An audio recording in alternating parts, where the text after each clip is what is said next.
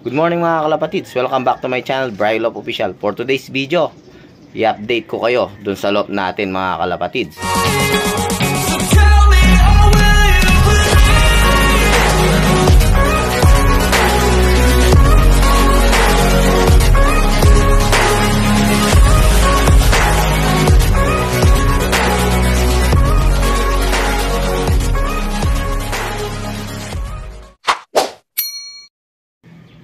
Yun mga kalapatids, matagal-tagal nyo na nga hindi nakikita yung loft extension natin. At yun, hindi pa natin nilalagyan ng ibon dahil hindi pa natin natapos.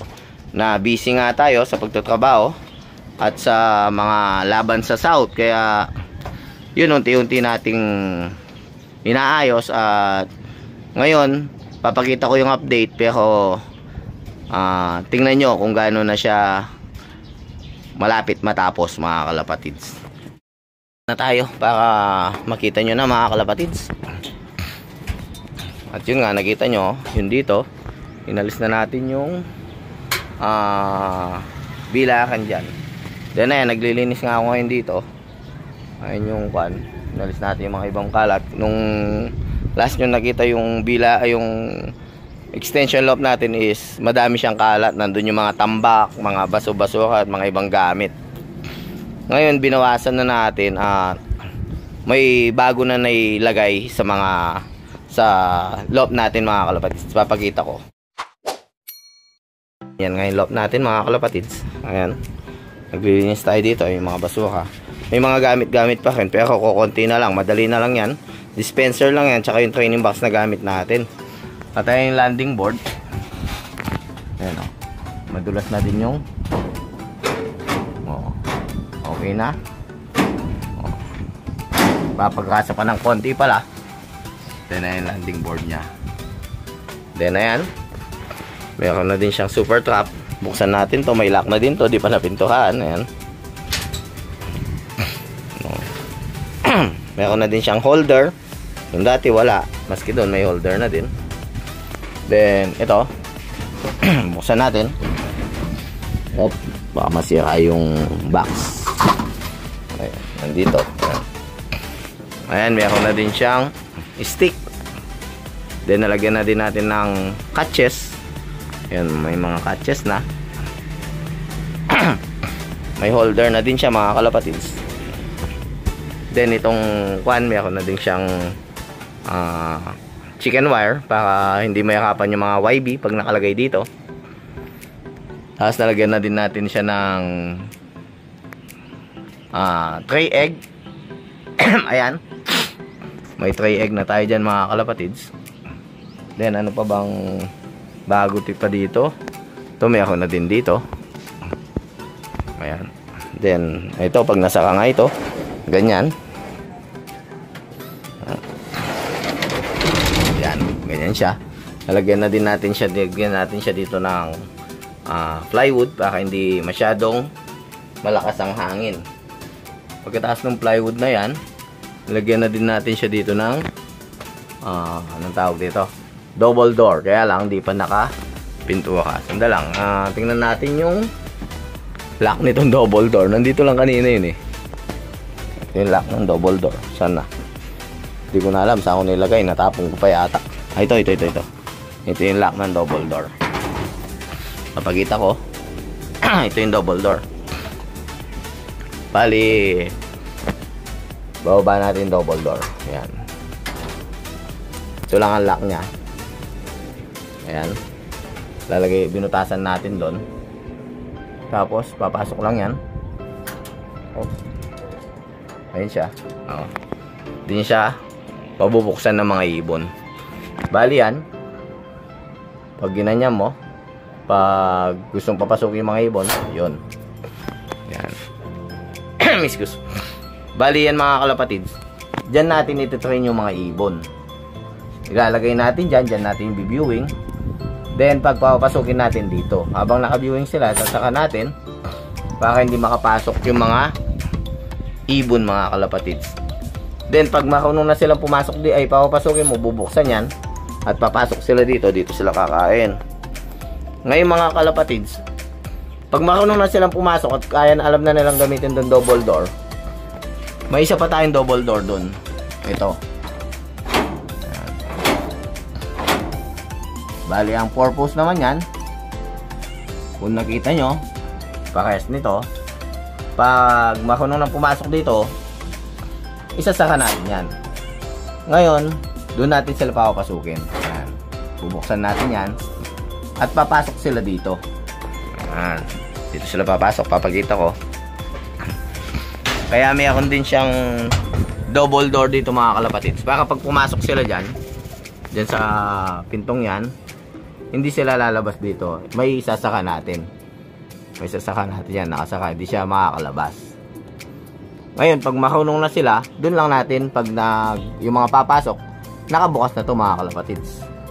Bubuksan na natin pag marunong na siya. Ayan, ganyan. Para makakapasok sila. Pero for the meantime, isasaka muna natin yan habang nagpapatuto tayo para hindi sila lalabas. Tapos, matututo silang pumasok dito sa super trap natin. Hindi nga sila makakalabas dyan. Papasok sila galing dyan. Tapos papasok sila dito sa super trap. Ayan. Hanggang sa matuto na silang pumasok dito sa super trap. Para pag pinakawalan natin doon, marunong na silang, sanay na silang pumasok sa double door. Hindi na sila mag-aalanganin. Dahil nasanay sila doon, tsaka sa kabila. Marunong na din silang pumasok sa super trap. Bali yun nga. O yan o. May flooring na din ta.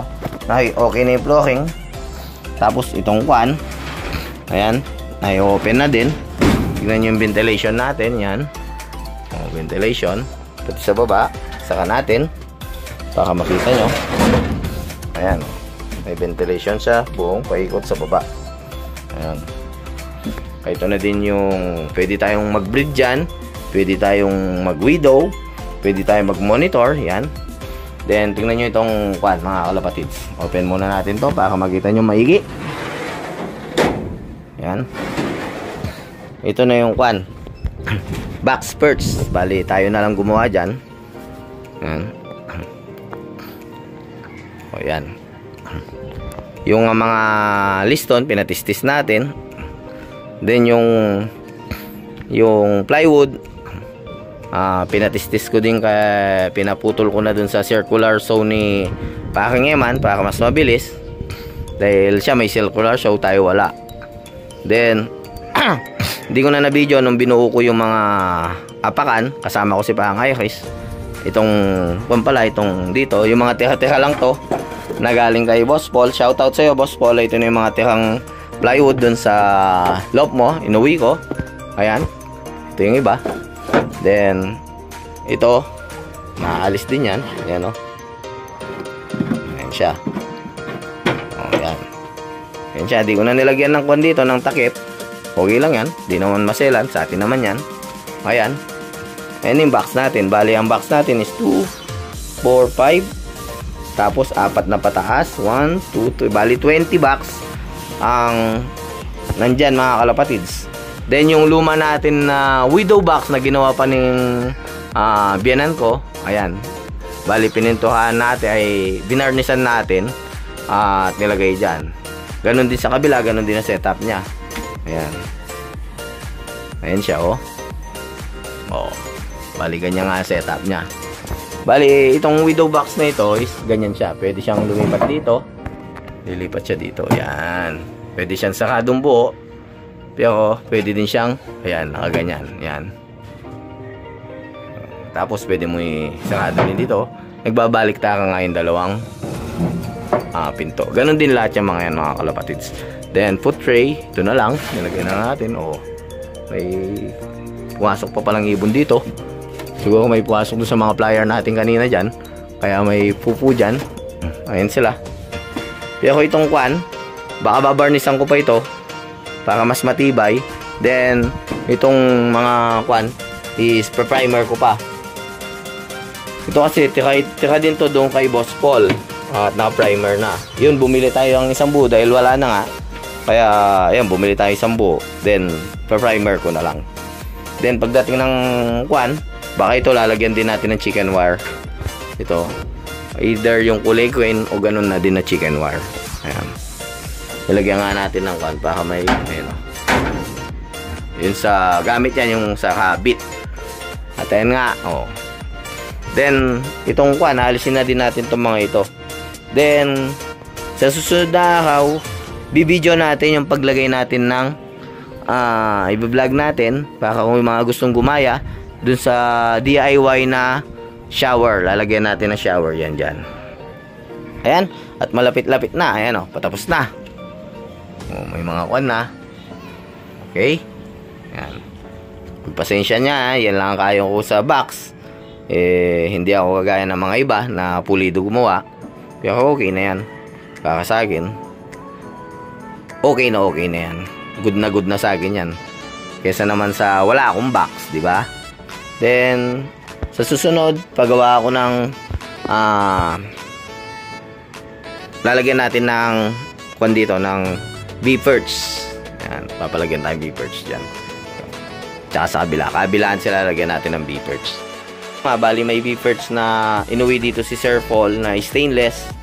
Papagaya na lang natin doon sa tropa natin. Shoutout kay Sir William Reyes. Ay, William Garcia na gagawa nung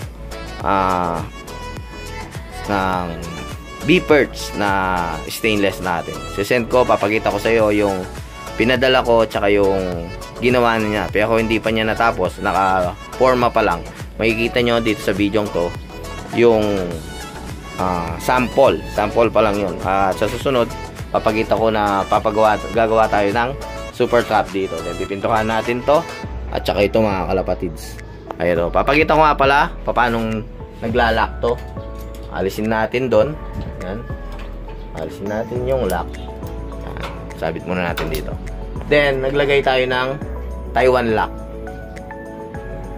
Pag-angat nung kwan doon, pag-angat. Ayun. Pag-angat niya doon, lalak lang natin yun. O, lalak lang natin. Ayun na. O. Ayan na. Nakita niyo mga kalapatids. Then, alisin natin. Gaganon mo lang yun. O, bahala. Tawag dyan, Taiwan lock. Mostly ginagamit yan sa lock ng baboy. Sa kulungan ng baboy.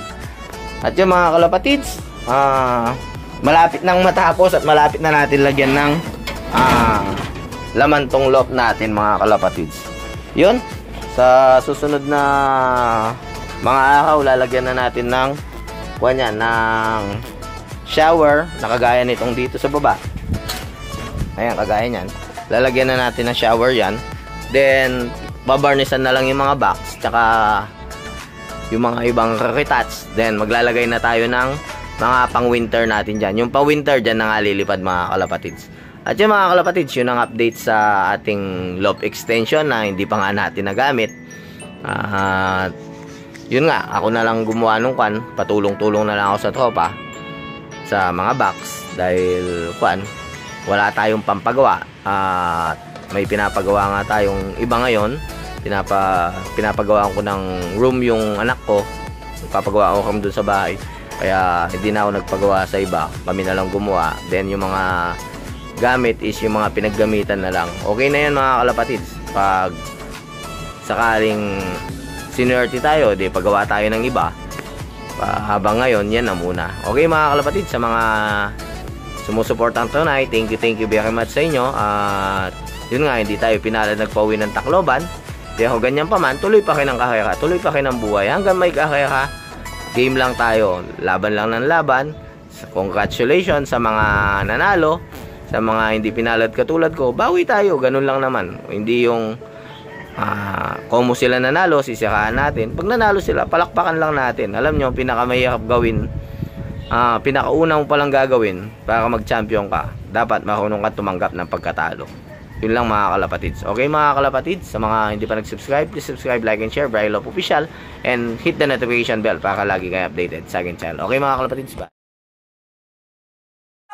I can fly.